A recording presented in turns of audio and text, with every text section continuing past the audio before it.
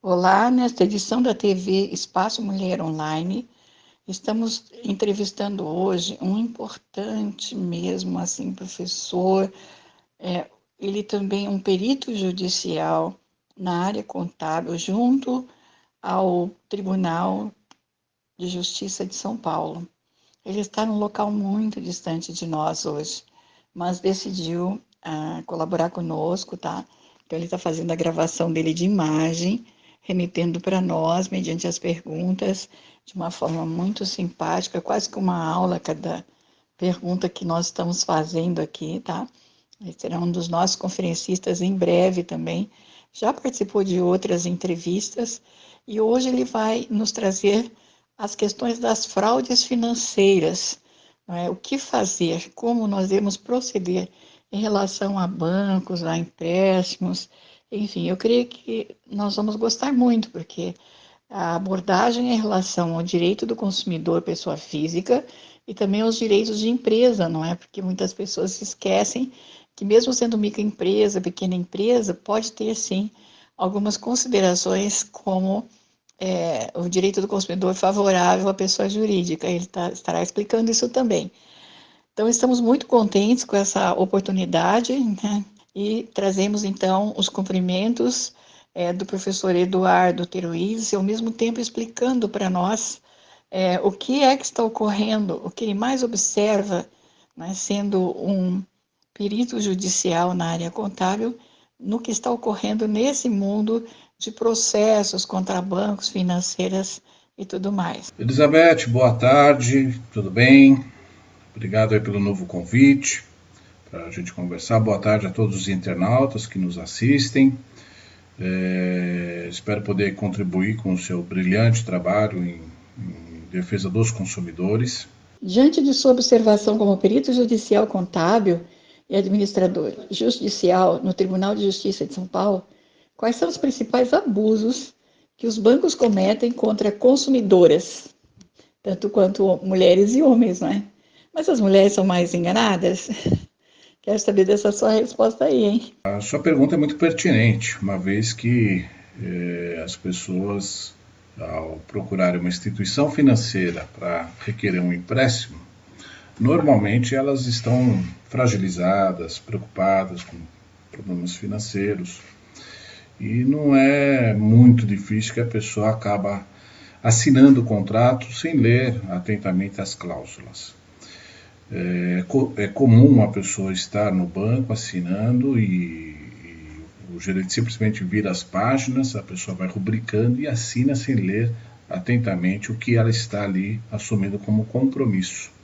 Tá?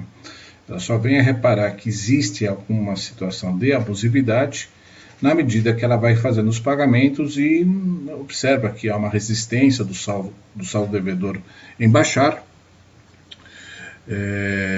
ou então que a soma, o montante entre a amortização, o capital e os juros é um valor muito acima do que ela tomou de empréstimo, e aí procura-se um especialista para tentar verificar se há alguma coisa de ilegal, se existe alguma abusividade. Particularmente em relação à sua pergunta sobre a abusividade, as mais comuns que são constatadas por nós, peritos, como auxiliares dos juízes,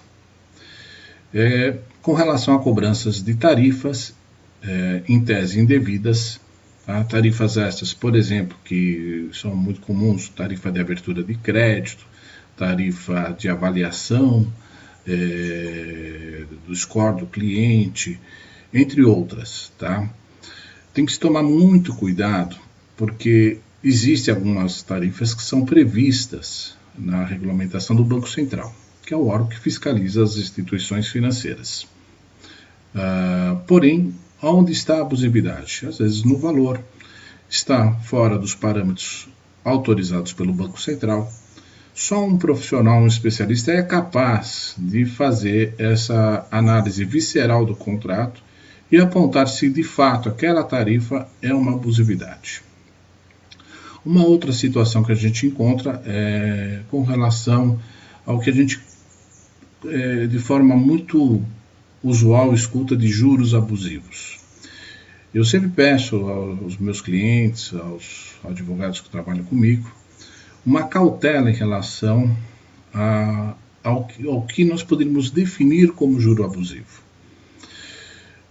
Houve uma enxurrada de empresas que divulgam nos meios de publicidade serviços para defender o consumidor contra a prática de juros abusivos. Mas, afinal de contas, o que é juros abusivos? Perante a legislação atual, não existe uma limitação na taxa de juros. As instituições financeiras pertencentes ao Sistema Financeiro Nacional têm a liberdade de praticar a taxa de juros que o perfil do cliente confere, o que nós chamamos de score. Tá? Então, o cliente ele tem um determinado relacionamento com uma instituição financeira e, dependendo desse relacionamento, o seu score pode ser mais alto ou mais baixo. Em cima disso, o banco define uma taxa de risco, que é um dos componentes do spread, ou lucro bancário, que vai resultar na taxa final de juros. Hoje, o Poder Judiciário ele estabeleceu alguns parâmetros para que os peritos contábeis possam separar o que nós chamamos de controverso do incontroverso. Então, a análise que nós fazemos é simplesmente a taxa expressa do contrato em relação à taxa média do Banco Central. Isso qualquer um dos internautas que estão nos assistindo pode fazer uma análise rapidamente através de uma pesquisa na internet. De início, ele faz uma checagem no contrato, qual é a taxa efetiva de juros praticada no contrato e compara com o que está no sítio do Banco Central. Lá você tem que fazer a seleção se é pessoa física, pessoa jurídica, a modalidade do empréstimo e o período da contratação, informando dia, mês e ano. Se esta taxa que está lá no Banco Central for 1,5 vezes menor que a taxa expressa no seu contrato, ou acima dessa diferença de 1,5 vezes, nós podemos dizer que há uma situação que poderá o juiz determinar a revisão da taxa de juros, trazendo ela para a taxa média do Banco Central. Aí poderíamos definir como um juros abusivo. Infelizmente, a gente acaba encontrando muitos advogados que, por falta de experiência, acabam até argumentando sobre a regulamentação na Constituição de 88, onde havia, em tese, uma limitação dos juros em 12% ao ano.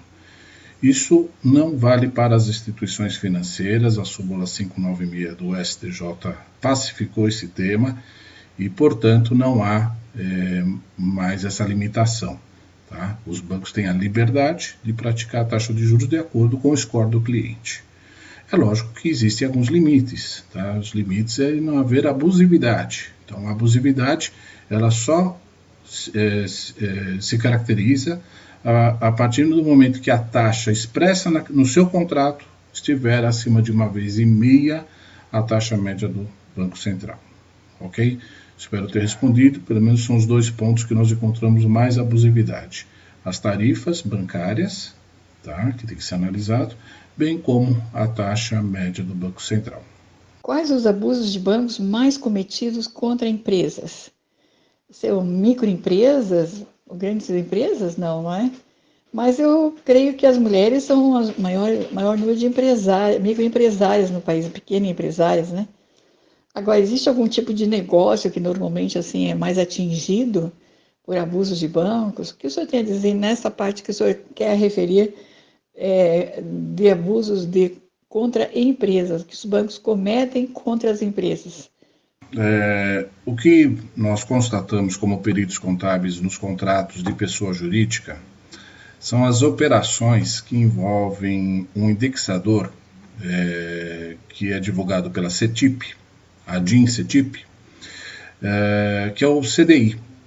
O CDI já tem uma súmula do STJ, que é a súmula número 176, que determinou que qualquer contrato de financiamento à pessoa jurídica que contemple uma taxa de juros remuneratórios cumulada com a CDI, que é um indexador utilizado em operações entre instituições financeiras. CDI vem de Certificado de Depósito Interbancário. Tá? Não pode ser utilizado, é vetado por lei. Então é a abusividade mais corriqueira que a gente encontra em pessoas jurídicas. É lógico que existem outras operações, outras modalidades, tem que ser analisado cada caso, separadamente. Tá? Não há como a gente simplificar aqui em poucos minutos todos os tipos de operações, mas a mais frequente que a gente encontra é esta, e naturalmente a gente vai afastar o CDI e manter apenas a taxa de juros remuneratórios, que é a remuneração da instituição financeira. Quais as medidas imediatas quando se verifica que está sendo prejudicado por algum funcionário de banco? A gente fala para a gerência do banco, ninguém dá muita atenção, a gente vai para a ouvidoria, para o saque, né? E parece que ninguém quer colaborar e averiguar a queixa do cliente. Principalmente se for uma pessoa mais simples, com mais idade, até mesmo mulheres, né? Elas se queixam muito que fica num jogo de empurra, como se diz, tá? E ninguém dá explicação de nada. Eu, por exemplo, tive um caso de várias restrições de SPC Serasa ao mesmo tempo e fui até o PROCON. Chegando lá, os executivos fizeram um tipo de uma correspondência para que todos levassem a prova até lá, e ninguém levou. Então, depois eles fizeram um falso procedimento judicial. Isso é um abuso, não é mesmo? Porque o correto seria eles levarem a prova no PROCON, ou não? Muito obrigado por essa pergunta, eu acho bastante interessante, porque as pessoas elas sentem uma relação bastante fragilizada perante a instituição financeira, o que não deixa de ser verdade. Você está lá solicitando um empréstimo, muitas vezes com a cabeça quente, e é vítima de alguma abusividade e não sabe como se defender, tá? Existem alguns instrumentos ainda na área administrativa que você pode tentar utilizar para fazer valer o seu direito. Uma delas é o site consumidores.gov. Tá? Lá você pode registrar uma reclamação contra uma instituição financeira, relatando o que está acontecendo. Por exemplo, uma coisa muito comum é o banco não lhe fornecer os extratos de um período muito atrás, ou apresentar dificuldades em apresentar uma segunda via do contrato que você assinou, entre outras situações. Um segundo caminho é o próprio site do Banco Central. Lá também você pode registrar sua reclamação e o banco ele vai intimar a instituição, o Banco Central vai intimar a instituição financeira para que ela responda pontualmente ao seu questionamento. São os dois instrumentos que a gente tem acesso na esfera administrativa antes de entrar você judicialmente. Judicialmente, o advogado vai te orientar melhor quais são os caminhos de licitações de obrigação de fazer, entre outras, para você obrigar o banco a lhe prestar as informações. A ação de prestação de contas é muito utilizada, tá? E normalmente a gente encontra até uma certa negligência por parte dos departamentos jurídicos dos bancos no atendimento da documentação que nós solicitamos como peritos contábeis, tá? Então, são esses os instrumentos, tanto na esfera administrativa, judicial, obviamente o advogado é a pessoa mais indicada para verificar, no seu caso, qual o tipo de ação mais adequada para você buscar as informações ou os seus direitos. Os procedimentos antes de se chegar à ação judicial para a pessoa jurídica são os mesmos, digamos assim, com relação ao que o senhor orientou há pouco sobre a pessoa física? Também são os mesmos sites de orientação, os procedimentos? A pessoa jurídica é considerada consumidora? Neste caso, de área financeira? Eu não entendi bem, vamos lá. Pode explicar para a gente, doutor? Sim, Elizabeth, a situação para as pessoas jurídicas, elas têm os mesmos recursos, embora o nome seja consumidores.gov, existe um entendimento no judiciário que contratos bancários firmados com pessoas jurídicas estão sujeitos ao Código de Defesa do Consumidor. Tá? Existe até uma súmula, não me recordo agora o número, posso até pesquisar e passar para os internautas, se houver essa necessidade, mas hoje a relação entre pessoa jurídica e os bancos é uma relação consumerista, ou seja, está submetida ao Código de Defesa do Consumidor. Bem, doutora, eu entendi. É bastante complexo para quem não é da área contábil ou da área jurídica. Vamos considerar aqui que estamos diante de pessoas mais leigas, não é? E o que é interessante, muitas vezes, é assim, eu acompanhei alguns casos, vai nos pequenas causas, mas acontece que ali é uma coisa meio estranha, porque não está se olhando o direito do consumidor, entendeu? Está tentando se fazer uma conciliação, assim como também em alguns dessas condições de conciliação dentro de fórum e tal, a preocupação não está muito na assim, essa pessoa teve o seu direito violado e agora vai ter que estar fazendo acordo para poder, ainda vai perder, entendeu? Não é que ela vai fazer um acordo que ela saia beneficiada, enfim. E é uma situação bastante complexa. Eu vi um caso que vou relatar aqui para todos nós. Quer dizer, o banco, ele inventa uma coisa, a pessoa vai lá, fala com a gerência, documenta, fala com a ouvidoria, né? E, por fim, não sei por que motivo, depois fomos saber que isso era uma coisa rotineira, tá? Ele vai lá e protesta em Brasília, no cartório, a pessoa. E essa pessoa teve um grande prejuízo, porque de repente estava protestada, entendeu? E não sabia com essa informação. E aí o que acontece? Foi procurar advocacia, nada, era tudo muito caro, entende? Ele foi então ao Fórum de Pequenas Causas e o receberam. Só que é o seguinte, quer dizer, todo o papo era assim, ele dizia, eu quero que tirem a restrição, tá? E eu tive um grande prejuízo e eu não vou pagar nada e eu quero uma indenização porque me prejudicaram muito. Tá? Eu já tinha pago o suficiente e tal. Bom, diante dessa postura firme, o que se via todo o tempo é que o banco queria fazer um acordo com ele, mas que não tinha benefício nenhum. Por fim, foi dito que eu estava lá e que a gente era de um grupo de direitos humanos, queríamos ver como ia dar a negociação. Então, foi muito interessante, porque o juiz acabou dizendo que um propunha o que o outro propunha e acabou optando pela proposta da vítima, vamos por assim, tá? Poxa, mas é um pouco de um dinheiro para um banco daquele tamanho, quer dizer, é para atormentar a pessoa mesmo, né? E um outro fato muito interessante também é uma empresa de seguros de fiança de imóveis, quer dizer, não tem lógica, tudo o que aconteceu não tinha, né? Porque simplesmente a pessoa nunca alugou um imóvel no Rio de Janeiro e foi protestada no Rio de Janeiro. É um caso de telefonia, a mesma coisa, quer dizer, a pessoa não estava no Rio de Janeiro fazendo. Então, o que está se vendo assim, é um abuso, não se sabe como, se das empresas, né? O que está no meio do caminho. Mas eu creio que tem que se dar mais oportunidade ao consumidor e à consumidora de se justificar e mostrar suas provas, né? Isso a gente não está tendo. O judiciário, infelizmente, não tem varas especializadas, né? E tudo demora muito, tudo demora muito. Então, qual que é a sua opinião como perito, né, numa situação desta, o que fazer, não é?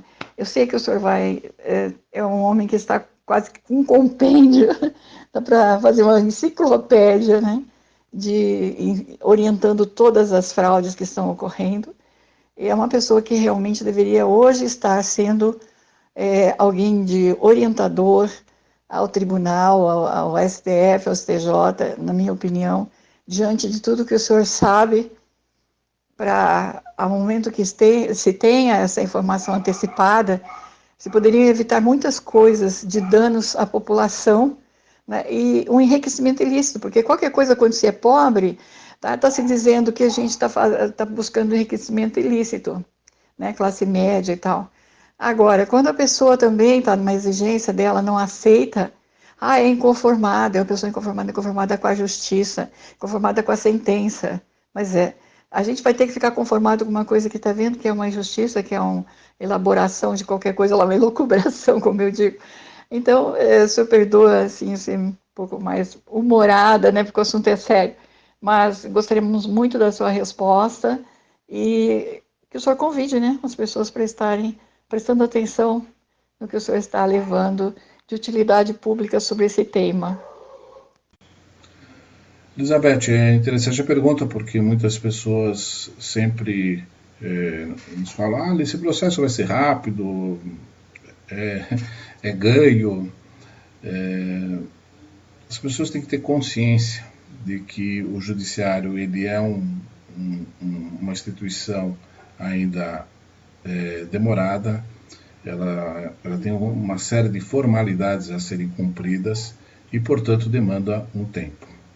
Os bancos, por outro lado, eles têm uma infinidade de advogados que estarão acompanhando cada etapa do processo e se o valor for favorável ao consumidor, eles vão recorrer em todas as instâncias de forma tal a manter esses recursos com a instituição financeira, com uma finalidade unicamente econômica.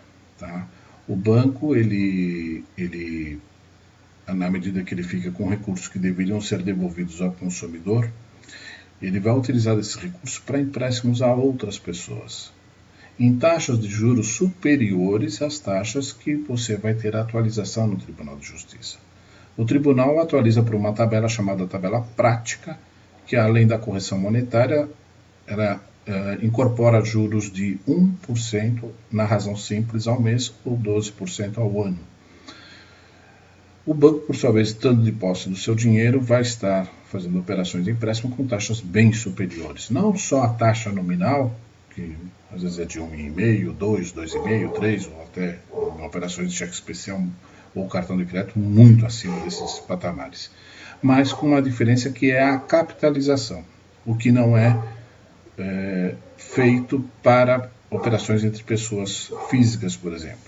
Tá? Então, isso eles têm um efeito de progressão geométrica no ganho deles e os bancos, sabedores disso, eles vão utilizar de todos os prazos no judiciário para evitar o trânsito de julgado e, portanto, ter que cumprir a sentença, fazer o pagamento. Ok? Eu não vou entrar aqui em questões de efeito suspensivo, efeito devolutivo, isso são questões matéria de direito que não cabe aos peritos aqui opinarem, tá? Mas o que é importante as pessoas terem ciência é não se deixar, em primeiro lugar, se enganar achando que um processo será rápido. Não, não há processo rápido, os processos são demorados. E que é importante que as pessoas estejam assistidas por um advogado preferencialmente especialista em direito financeiro e peritos contábeis que vão assessorar esses advogados no aspecto técnico, matemática financeira, contabilidade, para que eles possam redigir as petições da forma mais harmônica. Ok? Então, eu agradeço muito, professor Eduardo Teroides, e realmente o senhor tem sido um dos voluntários, assim, colaboradores mais estimados nós, pela sua prontidão em estar sempre colaborando e trazendo as suas informações aqui, né, de forma gratuita, orientando a todas nós. E é como disse recentemente também um outro professor que contracena aqui na Rádio Espaço Mulher, né, que, doutor, ele diz assim, ó, quem anda atrás para resolver problemas na justiça são mulheres. As mulheres correm para resolver os problemas dela, da família inteira, enfim. Assim, despedindo-se de nossas queridas amigas aqui da TV Espaço Mulher Online, deixo a palavra com o senhor. Bom, Elizabeth, eu quero agradecer a oportunidade, tá? Que mais uma vez você me cede esse espaço. Estaremos dia 23 juntos na Assembleia Legislativa, prestando informações importantes. Eu estou levando um material que é de grande interesse público, tá? Nós vamos levar conhecimento como que algumas fraudes são cometidas, tá?